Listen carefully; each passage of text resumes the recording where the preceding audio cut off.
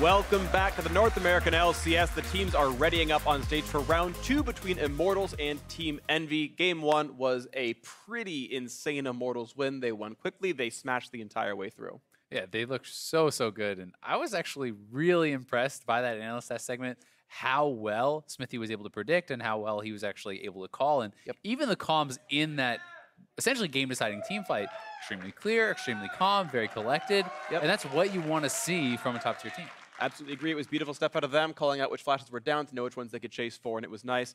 Even a bunch of little small moments, like Cody Stone was able to push Apollo back over a wall with the blast gun, so you could never even join the fight in the first place. A lot of great stuff there. And Immortals were up 2,500 gold from 10 minutes, which then became 6,500 gold at 15. I mean, they just completely broke the game open from that point, and it was really, really just kind of insane how much Immortals were able to do in that one. And it comes down to now this what could be the final game of the match. If Immortals wins this game, or Game 3, if they do lose one, they are guaranteed at least top 2 in regular season.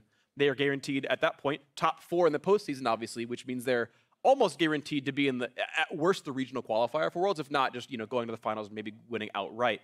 For Envy, because they're 2 matches behind, if they drop this game, they are exactly 6th place no matter what. They must face against the 3rd-seeded team in the first round of the quarterfinals. And because they were 10th last split, a minor miracle needs to happen if they want to make the regional qualifiers without winning any other matches. So certainly some improvement needs to be seen from Team Envy, and Immortals are in prime position to take over. I definitely agree. I will say that for Envy, you can look a lot to what happened in that early fight, though, and say, hey, you know what? That fight went very badly for us, but that's why we lost the game. Let's not stress about it too much. They have to just kind of realize that, yes, mistakes were made early on, and then when you're playing something like Zach, who is a hard-scaling jungler who already is able to be invaded and have his jungler taken over, and then you're that far behind that early, it becomes extremely hard to come back into the game. And I think that Immortals did a great job snowballing from there, but Envy need to play composed. Perhaps we'll see them draft more towards an early game powerful jungler, so Lyra could have more impact if that does happen again. Now we'll see what happens here in this one. We are all set for Game 2. Immortals and Team Envy have switched sides, and it is our second game of 7-15 in North America. Envy clearly do prioritize Zach. They first picked it in the previous game. They first banned it here in this one. As we had seen, Immortals were happy to give it away, and they did win the games. Excuse me, I'm sorry. And they did win the game, Immortals, so maybe they were right to prioritize Zach the way it was. It's all remaining to be seen, as they still are respecting Lyra's Elise, and they still remove the Kalista. Yeah, and good to be able to take away the LeBlanc. That's really the only change for Immortals' first phase ban. The Maokai is going to be left up, and you would expect it to be taken as that first pick. See if Immortals does elect to go for it. I think, especially with the fact that it can go jungle and top, even if you want Cho'Gath, I still would feel like picking the Maokai first makes more sense. I agree. In 7-15 especially. I think in 14 it's debatable because Cho'Gath was more powerful, but actually they would rather... The champion they got to last pick in the first game, they are first picking here with a lot left on the table. This is something I believe we were seeing actually FlyQuest do last week, which I disagreed with quite a bit then, and I still disagree with it quite a bit now. I just don't think that J4 needs to be that high of a priority. Most teams will not early pick it, and you can pick it later on, whereas some of the contested picks are often grabbed up very quickly. But strange to see Maokai not in any of the first 3 picks of the draft or in any of the first 6 bans. Totally agree. It's interesting to me, but it's what they've picked up for themselves. Envy managed to take away the Tristana, though Immortals may be happy to put Cody Sun on the Kog'Maw, and they will. So a very long-range, high-damage marksman here for both the bot laners. A safer one, though, is on Apollo. Certainly is. They do have the opportunity to draft one of these very defensive supports, though. We've seen the rise in popularity of things like Janna, even Sona, and champions like that, and maybe a way they want to go with this hyper carry Kog'Maw. Yeah, we'll see what it actually comes through as. Right now, Taliyah's going to be picked up for Pobelter. So again, it's going to be the second time in a row that both Flame and Pobelter are playing the same champion here in this one. And we'll see what Team Envy wants to do to counterpick. All the mid laners are basically up right now, and Syndra will be coming through. You expect his most played of the split. This would be game number 8 on it for Nisqy, and yes, it will be. And especially because in that 1v1, you're expecting the Syndra to have the advantage over Taliyah. Yes, Taliyah can push in, but it is a non-combat ultimate. Taliyah, generally speaking, needs to get stuff done elsewhere on the map, where Syndra does have some decent roaming, not as strong as Taliyah, but is a monster in that 1v1 matchup. And if Syndra gets ahead, it becomes exceptionally hard for Taliyah to even get in range to really kind of get involved in these fights without getting zeroed out. That's the case here, so things to watch out for. We'll see what kind of shielding can come through to keep them alive. Of course, we know Flame could be building a locket and a stone plate and keeping some of the shields up. We also have to remember this could be a jungle Jarvan. Yes, Yeah. it is not nearly as common, but some teams are running it, so it is a flex pick, though you certainly expect it to be shown in the top lane. Absolutely agree here on this one, but remains to be seen what happens. A Talon ban comes through for Immortals, which either means they've been scouting on Seraph or it's a throwaway, because of course we've seen that Syndra's been picked up for Niski. Talon top has been good in solo queue, and again, if the scouting is there, then sure. Yeah, it is something that you see in solo queue from time to time, though I do think it is very punishable, and that's one of the reasons you never really see it come out in competitive. This is someone who can be dove very easily, who can struggle kind of to play that more defensive style that competitive often forces you to do. See what comes through as the picks and bans continue on to this one, and we wait to see what actually comes through. The Bard ban away from Ole, no surprise. Rumble off from Flame means they still think that Jarvan might go into the jungle role. One final ban for Immortals, and phase 2 of the picks begins. And to be fair, Rumble has been shown as a flex recently also. Yeah. So both of these could be a flex, so you can look at that as a ban on both roles if you just think it's a strong pick in the draft, and especially because it is a strong pick against someone like the Gragas, assuming that is going to go top lane, which it appears it will not.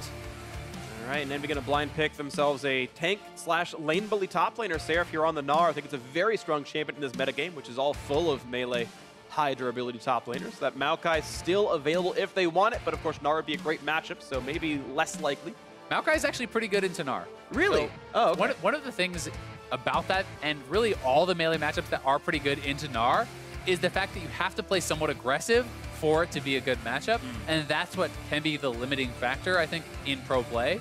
Because if you're nervous about the jungler being there, but Maokai actually trades pretty well into Gnar. When he's in mini, you can actually just hop onto him with your Twisted Advance, lock him down, and you're able to actually trade quite well and sometimes come out pretty favorably in that lane. And it looks like, of course, Flame agrees with you here. Maokai still don't know if he's going top or the jungle role. Of course, Jarvan could be there regardless, but the Lulu does come through, as you mentioned. Seems like we're going to play a high shielding support, and Lulu going to be the one picked up here to support the Kog'Maw.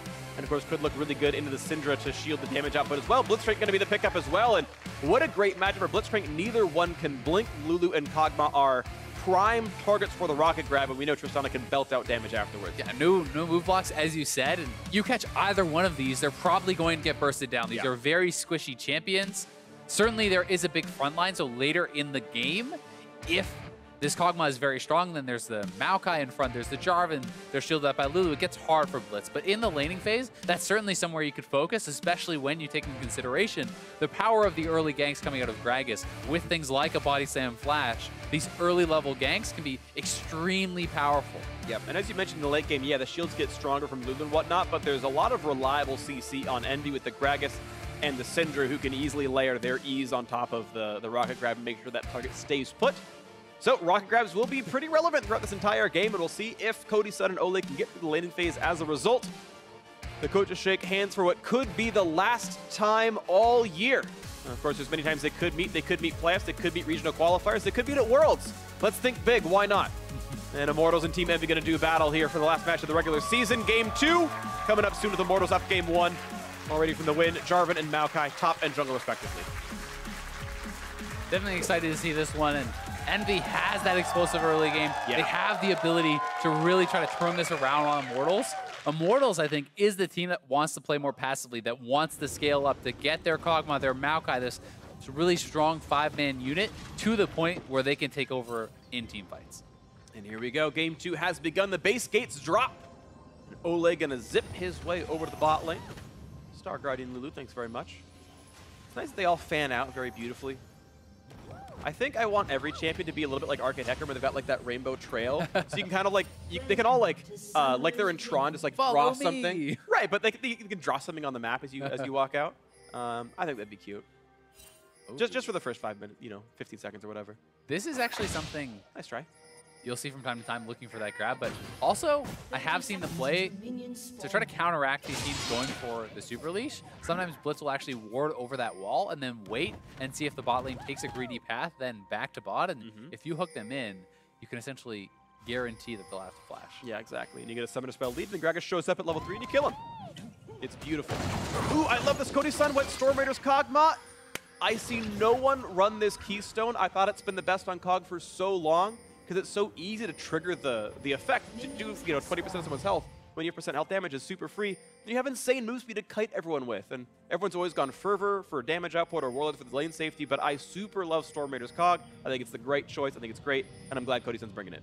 So one of the reasons I think some people don't go it is because it's, generally speaking, a lot weaker in lane, right? And when you are playing kind of one of those hyper-scaling champions, it can be tough if you are getting poked out, if you are getting bullied. Yeah, then that can be one thing that you want to try to help to mitigate with something like the Warlord's Bloodlust. Yeah, it's interesting because you're right. Like, if you're getting bullied, yes, you want actual stats. There's no, like, direct combat stats that are granted there. But that was almost really cute. They almost got Smithy to keep the leash on the Raptors, smite the red, and then walk back, so they almost had an optimization there. But Cogma does so much auto attack damage. If you ever win the trade, the movement speed means you get 3 more autos off and then smash the trade. And as long as your shielding support is better than the hook, you can do that all the time. And here we can see he hits Apollo a couple times. One more hit will give him move speed. Yeah, and if you got 1 more auto attack, he'd get like 2 more autos as a result. Certainly can be very powerful if you can play it aggressively, and It isn't how insane. well he is going to be able to utilize it. That's certainly something that can be very, very strong. You see Smithy with his super leash, already level 3, already heading up topside. They are going to go for this gank. They have such strong gank assist. They hit the knock up. Here comes Maokai. Seraph's going to become Mega Gnar here, and this one's going to land the stun, but now he's got not a lot of spells left. Smithy, what's he going to find? There's a sapling, gets pulled into the turret with the flash, but knocks him right back in. Do they have the damage is the question. One more Q, the auto. It's not going to be enough. There we go, Smithy, but he should maybe die for it. No, he's got just enough health. He's got to get away from the minions, and he will do so. First blood to Smithy. The top lane gank pays off. Such a good path here from Smithy, utilizing the super leash to get up to topside extremely quickly. Gragas is coming up here, so Flame will have to be a bit careful as Smithy needs to back off. And Flame is flashless. Is he body slam flashless? No, he's not. All right, recall back, and of course, Spoils of War going to him. 200 gold. Actually, not quite that for the assist, but that's going to be nice for Flame as the only pickup for Seraph is a refill potion of Control Ward. Flame should get some real stats. Oh, look at that at Aniski. Yeah, ow. Even more ow. Jeez.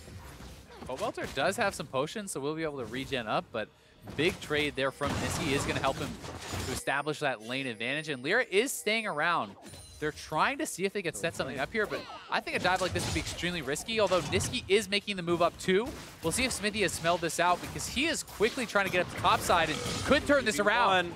Can he make the outplay? Gets the knockup. Body Slam's going to stop. It's going to miss the stun, but Flame's still out of health. The auto comes through, and Niski's going to make the risky pay off.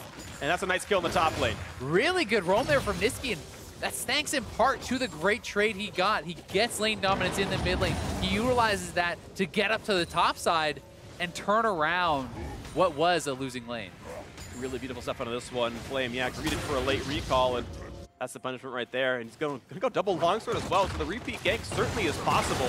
No summoners were used by Envy in that dive, so round 2 should be just as easy. Certainly the case, but we'll see if they actually get the opportunity to go for it, as Pobelter does have the push now. He is closer to level 6, and Taliyah can certainly be another one to make those sorts of roams. The 3-man play topside would be strong for Immortals, but here is the first blood set up once again. I do think that Flame went pretty early, and this was certainly not executed that well from Immortals, because as Smithy comes in, look how long it is till Flame actually is able to really follow up on the damage. Only gets the 1 auto off during that full CC combo, and then Smithy realizing he needed to stay around for 1 more auto. They do get the first blood, though, and that is well done.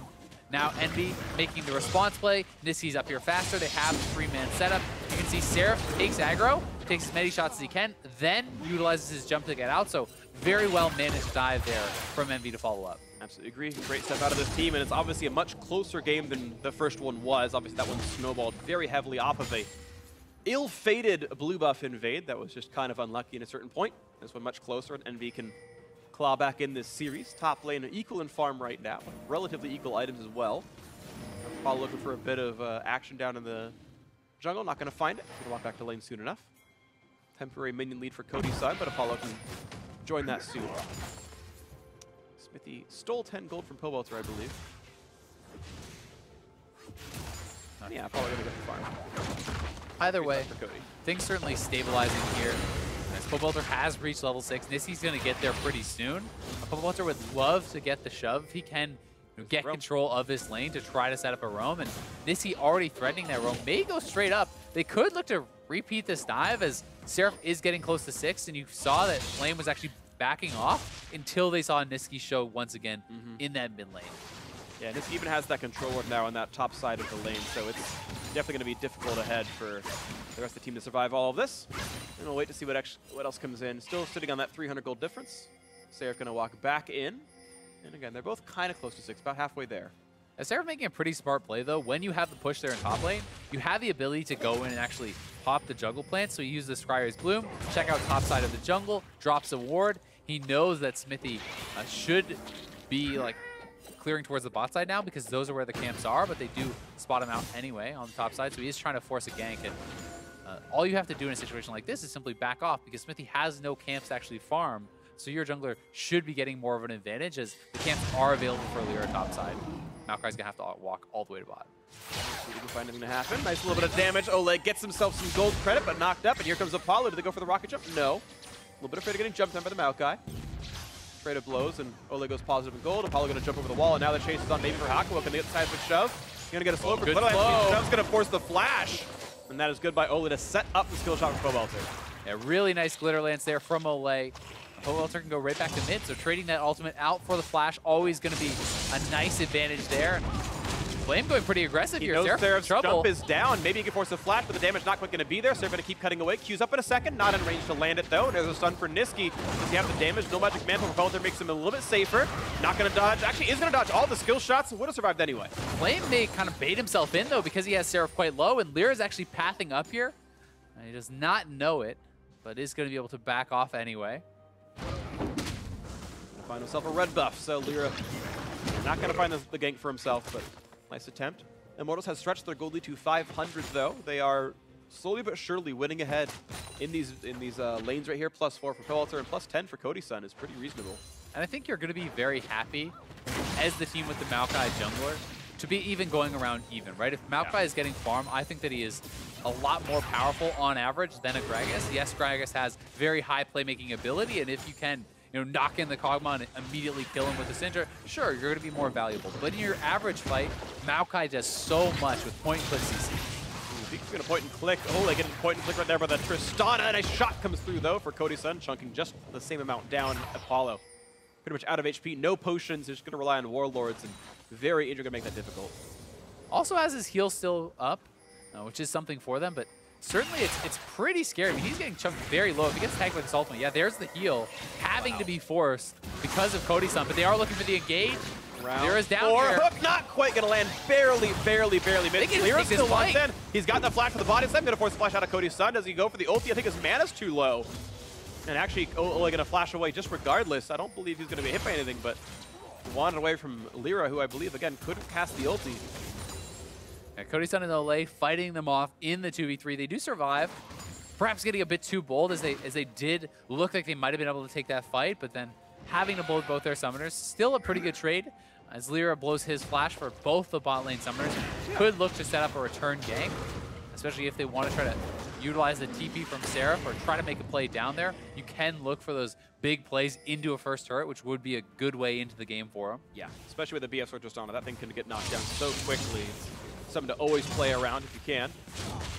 Watch Flame clear away minions to the top side of the map as the gold got back to be closer in this one. And we're still waiting for the next major break of developments here. That's something I'm kind of surprised we don't see more of in pro play, especially into these ranged matchups. Like someone like Gnar is getting an early Bramble Vest. I think it's actually extremely effective for your laning and being able to take away not only just the health regen and the lifesteal, not that he has a ton of it, but also just the return damage is very, very big. And this is maybe the person you want to hook in. Maybe not, but it might mean some space on the Smithy down to half HP now. Body Slam's going to land. They just have the burst damage. It was all there. He hadn't gotten a lot of stats just yet. A great kill coming through. Smithy never flashed away. Ulti came in a bit too late. Nice pick up their Envy with the gold lead. A Drake there for them if they want it. Yeah, and a good roam from the MV bot lane, able to move up there and give them the confidence to actually take that play, to go aggressively onto Smithy. So, be it just now finishes Cinderhulk, but still relatively tanky. They get a kill anyway. We're going to look for round 2. Here's the haste. He wants Ole. Nice juke. And there's no flash. Not going to get a range though. Ole still, of course, too quick on the Lulu. And now the trade comes back in. Cody Sun going to land a few auto attacks. Trigger Storm Raiders. Not going to go for much more. Lyra does show now, so they know he is around. And we'll see if Smithy can get anything done elsewhere on the map. Look at that. I'm curious what Cody Sun's going to buy, because Reaper's Bow Dagger is not going to build on anything by itself. I think stats for now, building towards the room, I'm assuming. Nice little knockup right there. Flame wants in a bit more on a Seraph, going back and forth, and he's going to be slowed down, and the Hyper gets triggered, and Seraph going to get over the wall, but he's still got the dunk, and Flame goes right back out, but still, winning that trade nicely. And Seraph going to transform soon. Yeah, very well done there by Flame, and that is how you can win these matchups, and if you're able to play it aggressively, so when they spot Lyra on bot side, he can go aggressive and look for those trades, but now the jungle fight. Bellwether dodges all 3 of Niski's skill shots, well played by him. And the little cat chases them down, and Lyra loses some HP. He goes back in, but Seraph was mini Gnar. He had no way of using the abilities, and really got the bad end of that trade, but he's going to be okay. But now Xmithie wants in, and honestly, with a low health Gnar, this could be a chance. Here comes the engage. Boulder's going to roam around as well, and there's no way out for Seraph. He's going to get shot down. And that's a lot of free time in the top lane. Lyra's going to walk into a bit of a 1v3. Niski not far apart, but they might have the damage. They've still got plenty of cooldowns here for this one. The knockup is in. Here comes the ulti as well. The seismic shove, and yes, Lyra bites off way more than he can chew. That's a bit surprising based on the Gragas, but the knockup is there. The hook is in. The ulti and a trade kill comes in. Nice by Hakuho. Roaming everywhere on the map. Yeah, good roam from Hakuho to clean up another kill on the back end of that fight, but still, it's certainly the Immortals' advantage, and now they're going to look to pressure this turret very heavily and maybe even go for the dive. Nice by Apollo to clear away as many minions as he could. Takes a lot of damage to the backside of that, though. Turret's going to stay alive for one more wave. Next one, it might be enough. We'll see. Yeah, Blitzcrank is going to be back down here, but here is the initial play. Seraph not having the leap because he used it aggressively and going to be able to get cleaned up very, very quickly. You can see everyone kind of roaming up. Lyra perhaps going too early on the play, though, as Hakuho is still on his way up and going to be able to get burst down pretty quickly. You know, as you pointed out, the junglers are not that tanky yet. Even though it is a Cinderhulk Gragas, he does get burst down, but they are able to get counter kill, and now on the bot side. Re-engage on Cody Sun, who gets the Storm Maidens remove speed, is chasing down to Hakuho. Look at the damage output there. There's no way out, and Flame is in the mix. And Apollo flashes, buys a few more seconds, but the auto attack's still going to be in range, gets the kill for Flame. Well, the charge means not very much, but Seraph has ulti. Transforming, he's got the Mega Gnar. Can he find what he wants? He's going to win with the Cataclysm out of Flame to buy a few more seconds. The knockup is in, and Flame with the sickest of outplays gets the kill. And the chase now going to use on a Lyra, a 3-for-0 that Immortals can do no wrong in. That was so sick from Flame. He actually anticipated the ultimate coming in. Flashes over top of Seraph's Mega Gnar there. They're going to clean up another kill and maybe even get Lyra. Looking for the chase into this one, forcing him to flash away, and wow, 3 kills to flash, and that turret likely to go down as well. Immortals have now granted themselves a gigantic lead. Turret's going to go down, gold shared among 3 of them, 3,000 gold up. Damn, Immortals is looking good in this game, and they're closing in on that playoff bye, and we're going to watch this one more time. The initiation here from Hakuho, but Olay there to kind of heal for his support, and you can see the damage getting traded back on Apollo very high. The TP was faster again from Flame. He gets in here and is going to be able to eventually clean up Apollo and then track Seraph. They see the Mega Gnar very high up there. They know he's going to be looking for the ultimate, and then Flame flashes forward, I believe there. No, it was actually just the ult to avoid it. He'd already utilized the flash, so very nice stuff from him to be able to dodge out on that ultimate, and just really good anticipation of the play coming out from Seraph. Yeah, really, really nice stuff. It's good out of him, of course. What's funny is Cataclysm can betray you because it's terrain, and Gnar can use it even if he's not on your team, but certainly worked out in the end for him, and Seraph missed his flash. Seraph just not able to get as much. It's been kind of the story of the TPs in both of these games, is that Flame has been the faster one to kind of pull off the plays and getting in faster, being more effective, and generally outlaning his opponent. Flame has certainly been having a very strong season for himself, and 2 levels up now on the Gnar. He's at a point where he can really start to take over. Oh, that hook was insane, though, and Cody's Sun is down. Round of applause for Hakuho. That was pretty nasty. Hakuho working hard to keep Envy in this game. Certainly making some plays, has been involved in a lot of it, and that is obviously one of the advantages of playing with his Blitz. Flame, though, looking to dive on Seraph. Poor Seraph just cannot get any breaks this game. Gonna land for one more Q. The flash, make sure he lands his skill shots. At least he baited some summoners out, but the kill still comes through top lane. Turret likely to follow. Yeah, the turret's gonna fall down again. Seraph certainly cannot buy a break. These roams at top side have really been hurting him. He has not been able to make anything happen elsewhere on the map, and he is falling very, very far behind as Immortals again feel like they're in near full control of this one. Aqua wants to play. He's using Smithy, hooks him in. Here's a knockup. Stun's going to land. There's really no way out for him. He's going to dodge a few skill shots and a nice wild growth to buy some time. Now he's got to kite away. Do they have enough, though? Explosive cast gets him one more second. Do they have the next skill shot, Kills though? his flash. 5 seconds on the rocket grab, and there's no way in. So Xfinity walking away. Nice support out of Ole. The playmaking support targets his teammate and makes him live. A great press of the R button as Hakuo. And E. Swing and a miss there either way. Smithy is going to be able to survive and is starting to get more and more tanky as time goes on. You know what little thing that perhaps could have actually changed the fight from Envy is the fact that they actually spread out during the Maokai ultimate, so multiple people got rooted. If everyone is in a line, essentially only the first person actually gets rooted by that, and then the other damage dealer can continue forward and perhaps clean up that kill. It's hard to say, but it's certainly something that you want to do. You want to essentially pick one path and everyone goes through it when you're fighting against that Maokai ultimate. Yeah, you can easily face tank for your teammates and make it a lot safer. Same with like Threshbox and whatnot, but the way it was right here, so no more things picked up. 3,000 gold difference puts Immortals ahead. Maybe if they had one of those rainbow trails like the arcade, they would have known where to go. It'd be more obvious. I mean, just buy an Elixir of Iron, it gets close. Interesting by Cody Sun, he actually rushed a Wit's End. I know he bought that a while ago when he was up against his Syndra, but he bought it like 3rd or 4th item. I don't actually know if it's better or worse than rushing Ruin King, because an MR shred early game certainly is meaningful. I just haven't seen this build before. It's interesting. I guess I think it's certainly, he's saying, okay, what is probably going to hit me in a team fight? Syndra. Well, Syndra, the Gragas diving, the Blitzcrank, ultimate, rocket grab, etc. This is all magic damage that would be used to burst him down, and he's hoping that the MR from this item is going to be enough to actually keep him alive in combination with his frontline and the shielding coming out. At the same time, you have Lifesteal on Ruin King, so I'm not sure if it's really the better tank item, but it's a choice he's made, and honestly his team's winning by a lot. Nice hook on Ole, saves the ulti for himself, and that ward goes down. I mean, it's tough to know. If you don't instantly die, then Blade of Ruin King is the better kind of tanky item because you're going to heal back up. But if you are dying right off the bat, or if you feel that that is the only way you will die, is instantly getting burst down, I think it's a great buy. But here comes the ultimate from Smithy, and we're going to be pulling them back. Cleanse out of Niski, the other one was tanked up by Lyra, and it's a bit of damage to mid lane outer, but it's going to stay alive for here. Game still thing within 4,000 gold. It's a large lead, but one that Envy could come back from. Remains to be seen, though, if they can actually do so. A lot of it's going to come down to the Envy playmaking. It's a much more straightforward, easy to run composition, I feel, from Immortals. But if Lyra can find the right body slam flash and find a kill. Not quite, though. It's a good flash to the Poe to stay alive.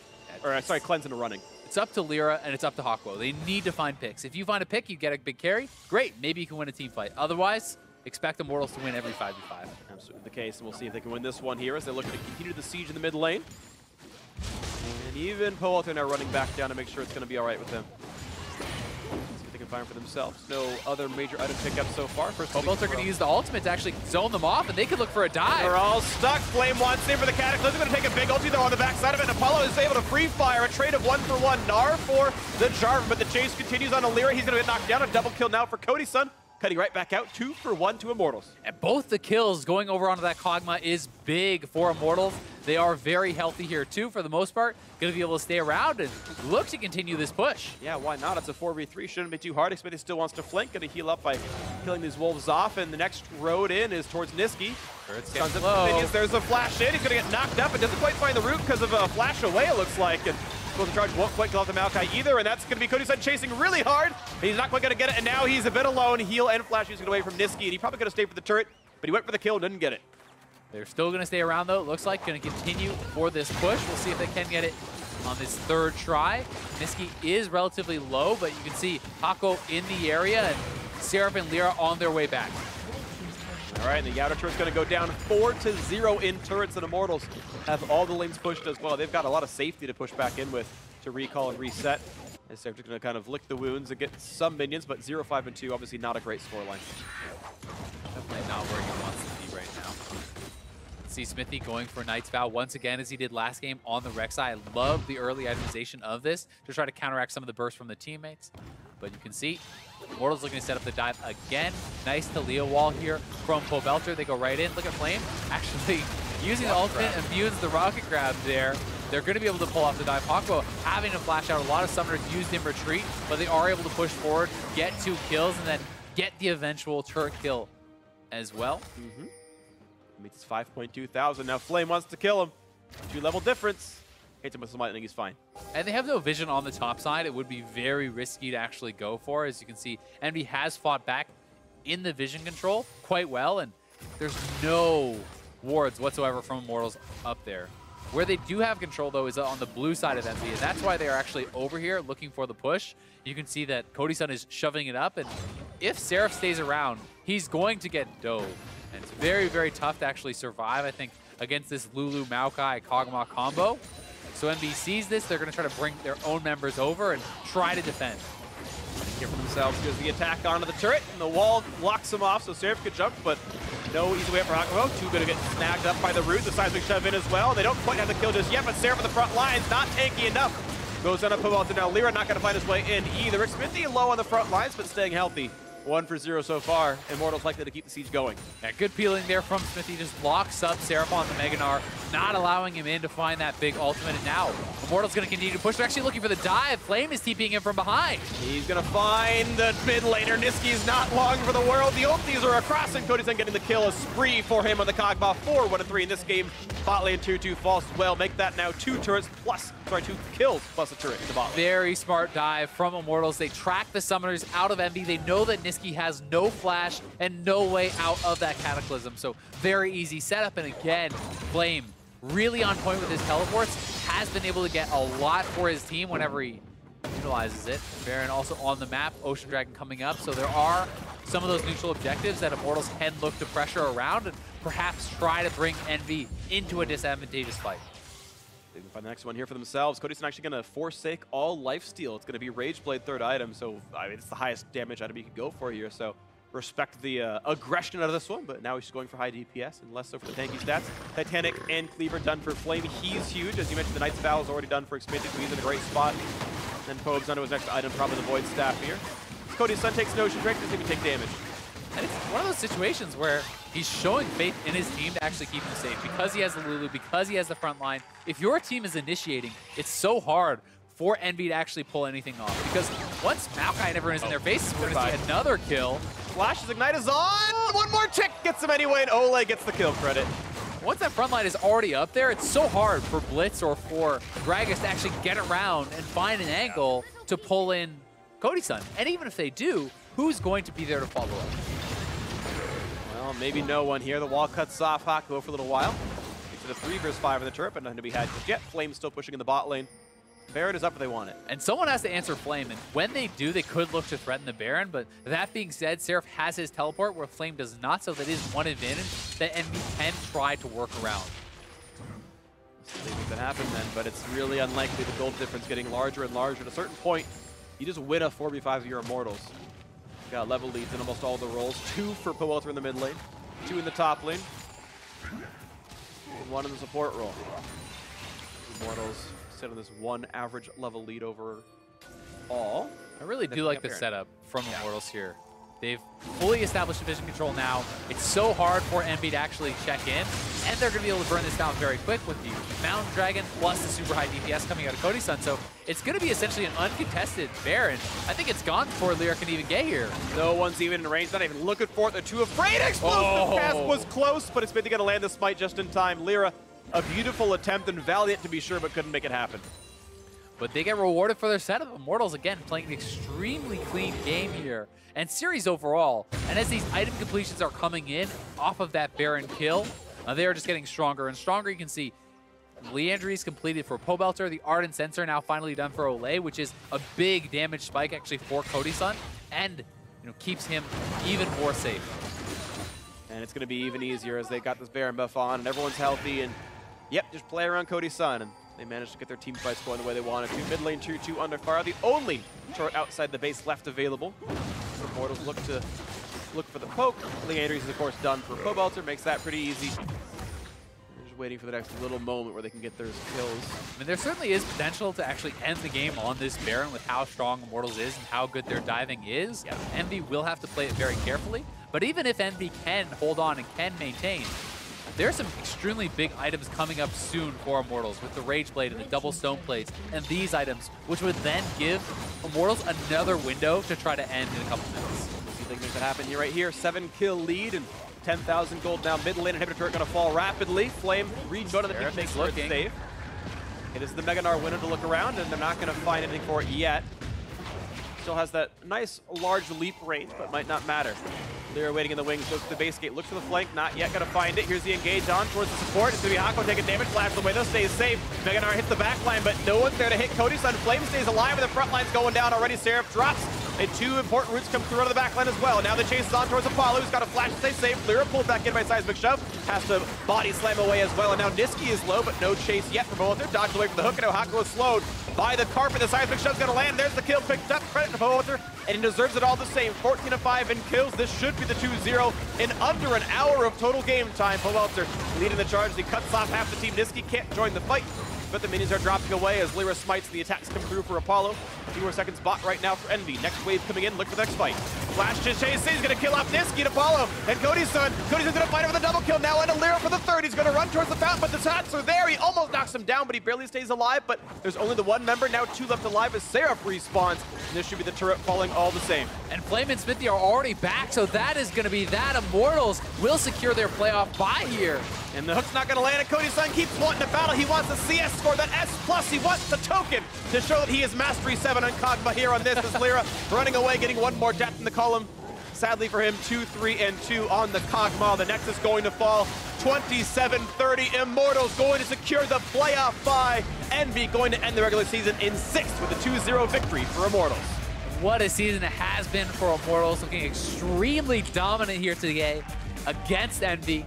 And one of those other playoff teams. This is exactly what you want to see from your top teams and the kind of form that everyone is going to be striving to reach going into playoffs. Absolutely agree. Beautiful step out of this squad. Smithy managing to out-damage everyone except for Nisqy. He even did more than Apollo in this game. And that's a Maokai jungle for you right there. Handshakes come cheap. Yeah, he's certainly very good. And again, 2 30-minute victories, sub-30, I believe, for Immortals. Really great stuff. The strange thing again, though, is Maokai certainly could have been taken by Envy, right? Yeah. The fact that Lyra is choosing to play Gragas over Maokai is And problematic to me. is not over Maokai Seraph as well. right? So this is a champion that is so exceptionally strong. You need to be able to adapt and play these champions when they are at this supremely powerful level, and if you cannot, you will be punished for that. I think that in both games, the draft was kind of easier to execute, stronger for Immortals. There's not a lot they have to do to actually execute in a 5v5 if Envy cannot find, a grab or an ultimate in on one of their carries. And Immortals never gave them those opportunities, played a very clean game. Yeah, there were very few opportunities. There were a couple of really nice hooks out of Hakuo, and some where it was a nice hook, but it was turned around anyway. Yep. But certainly, yeah, this felt like a slightly less severe version of the first game. First one was a 4-for-1 at 6 minutes, and then just, okay, well, they just kept snowballing. This one, at least, competitive until ultimates, and some nice dives came out of Envy. They had the glimpses there, but they clearly looked outmatched. And that's what it comes down to. Is Immortals certainly looked like the better team on the day. They have 1 more match to play as Immortals, and their destiny may still be out of their hands. At coming into the week, TSM has a better game record. So if Immortals 4-0s but TSM 4-0s, sorry buddy, but TSM's first place. The head-to-head will be broken just via overall game percentage. But Immortals may be becoming CLG's biggest fans Yeah, going they could into be. Sunday. They could very that much. one could push them into first place if Yep. they're able to obviously complete their 2-0 weekend. Absolutely the case. So it's going to be a fun one to watch for. Of course, we'll have an interview with Immortals very soon on this. And it comes down to Immortals, they know they're going to have those 2 weeks off because week 10, as it would be the promotion tournament. And then the next week would be the quarterfinals. So they have 1 match to play, 2 weeks to look at 7-16 and be ready for it, and then get their matches going. And that's going to be the run. This could be the one that Immortals finally makes the deep run in the playoffs. But for more on how they did secure that playoff bye, let's check in with Degon and their triumphant jungler. Thank you very much, guys. Great cast. Thank you for joining me for this interview, Smithy, because that was a very, very short game. Please give me a little bit more time here. Talk to me about that series. Well, today was like a pretty fluid communication for everyone. Everyone was just like in their comfort zone, and then yeah, everyone played really well on my team. Yeah, so we got to hear you and your comms a little bit after the first game. What ability, how do you go ahead and bring out the ability to predict where the other junglers are and communicate that to your team constantly? Well, I guess you can chalk it off to like just mainly experience, where vision is pretty much important, but sometimes you can predict if you have just like a little bit of vision, and then there's not much routes junglers can do because like there's only 2 quadrants for every team, and yeah, like we just predicted the right way. This season has been culminated with a bunch of big-time moves, including your trade with Dardoch earlier in the season. You've inserted yourself here as a leader on the team. How does it feel to be in the talks of MVP? I don't really call myself like mainly MVP. I'm just for my team.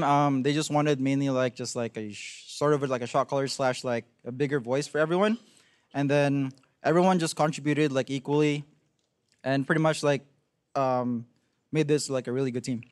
So I'm not going to give you the fluff question of how do you think the season's going to end. We know that Immortals' goal is to be champs of NA. How do you make that happen? Just playing like we do, make our scrims more productive, post game more productive, and that's the only thing that we're lacking right now. Just like consistency in scrims, and we're thoroughly fixing it like day by day. All right, well, thank you very much, Smithy. Hit him with an eyebrow as we go ahead and send it on over to Dash and Chad. I love it. Thank you very much, Zigon. One of the fastest. I've never even seen the Xmithy eyebrow. You just suddenly pulled it out. All right. Yeah, hey, good. Why not? One of the fastest series we've had all split. Yeah. Around, what was it, 51-23 yeah, total that's game what time? I heard. Oh, my goodness. That's Blazing fast out of Immortals. Yeah, we've actually seen games go longer than that, well longer than that. Immortals hot out here in week 9. And right there at the end, the question around MVP, I want to touch on that just real briefly because I think there's so much conversation around, you know, Jensen and Bjergsen, as there always is, and these big ticket players in the mid lane and whatnot, even Lyra in the jungle and things like that. Yeah. We have to remember that with 2 changes on the Immortals organization, Coach and Xmithy coming into summer, they've gone from a 7th place team, now have secured their playoff bye, not yet sure whether or not they're 1st or 2nd seed, but have secured a playoff bye moving into the summer finals. That is a huge trajectory. It adds so much to his resume for MVP, and he doesn't need to go out and declare himself MVP for people to make him a real candidate because, as you mentioned, any type of rapid improvement like that from 7th to 1st, even if there was also a change in the coaching staff, is huge. Steve Nash won the MVP twice in a row because he took a bunch of journeyman players and gave them 50 to 60 wins in the regular season. A couple years ago in the reference NBA, that maybe 4 people out there Google just Steve Nash. understood. He won the MVP twice because he had a lot of assists. An amazing player. Yeah. Phoenix Suns, love it. All right, now, to the game at hand. The only champion select thing I want to hit on is the Kog'Maw, and more specifically the Kog'Maw, the way it was built. We had Storm Raider Surge picked up, and then a Wit's End first item. Break it down for me why you like that build so much in combo with what else was happening on this team. Yeah, this is pretty cool. So a lot of the power spikes that teams are trying to hit in this meta is an 80 carry on 2 items with a Knight's Vow tank jungler and an Ardent Sensor support, because then there's 2 direct items that buff up the carry who's already hitting a big power spike. The Wit's End is cool in this situation because it has magic damage on hit. Cog does more magic damage than most. It also has magic damage shred, and then Ardent Sensor also adds magic damage. So you call it 80 carry. He's doing mostly magic damage with that build. Right. And then it has the added defenses of defending against Syndra, and you think you're going to get a damage hit, but we really didn't see that there because of all the extra magic damage sources he was then amplifying with the shred. So I thought it was pretty cool. That's just the Wit's End. Then we take into account, as Freak was mentioning, well, that requires you to move away from the Blade of the Rune King, somewhere that you might find some lifesteal, be able to, you know, persist in fights. Well, guess what? They had a solution for that too. Yeah, Stoneborn Pact on the Maokai, which scales off of max health, is going to give him around 100 health every 2 seconds when he's auto-attacking a champion that Maokai has recently CC'd. And then the Ardent Sensor is giving him about 30 to 40 health on hit, depending on the level. So he's going to sustain in team fights with his lifesteal. And then he built a Rune Ends. And then he built the Rune Ends Hurricane.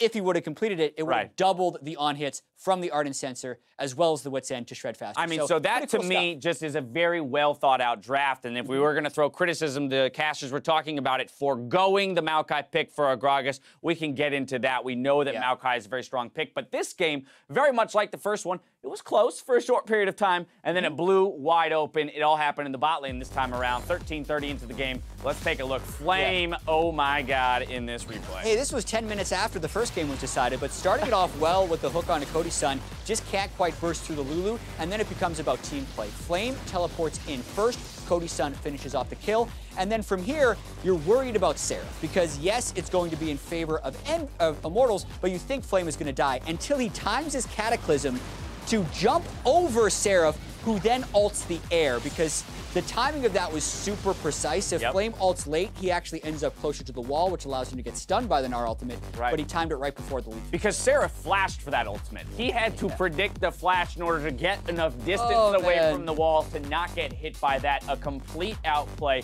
makes it a very lopsided skirmish because they could have traded some kills back. It may have been a more even game and stuck in it. And then once again, you look at that gold graph with that lead, Immortals knows how to play this game. These guys dominated this series, more so than most series we've seen this year. And we keep talking about Envy. They are a playoff team. So whether or not Immortals is first or second seed, they're going to get that bye, and they're going to take a lot of confidence into playoffs. Absolutely. Flame will pick up player of the game for that Jarvan play, of course. When you see a lopsided game like this, you could throw it to anybody, but it was that replay there and his individual mechanics within it that definitely built them towards the lead, or that would eventually net them the victory. Outside of the game, though, I want to move past this series as a whole, and I want to take a look at what this means for the playoff picture. So we're going to pull these standings up for you real quick, as again, Immortals has locked down their playoff bye here. Taking a look at this, TSM still in the running there, as was mentioned. Immortals might be Counter Logic Gaming fans following this evening, hoping that they can secure the #1 spot for them. Exactly, because the way the tiebreakers work is it's going to be match record,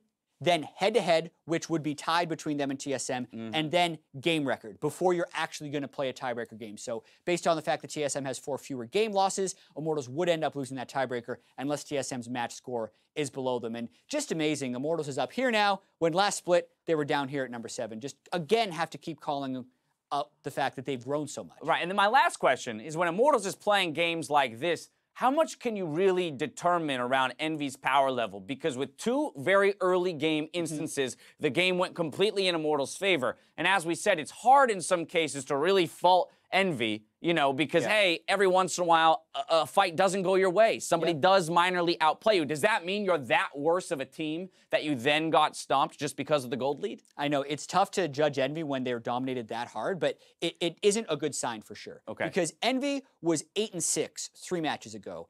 And we knew that every remaining game was against a team that was going to be above them in the standings. So the fact that they have now lost 3 games in a row against the types of teams they're going to be playing in playoffs is going to be worrisome for them. And that's the big thing, right? They got to turn around here this week. Maybe getting a win in their final match of the regular season might do a little bit in terms of boosting that morale and giving them the confidence they need to take victories here in the quarterfinals, as that's where they will be playing. Now, don't go anywhere. We've got 2 playoff teams taking to the stage next. We got Team Dignitas against Counter Logic Gaming. When we return, we'll see you soon.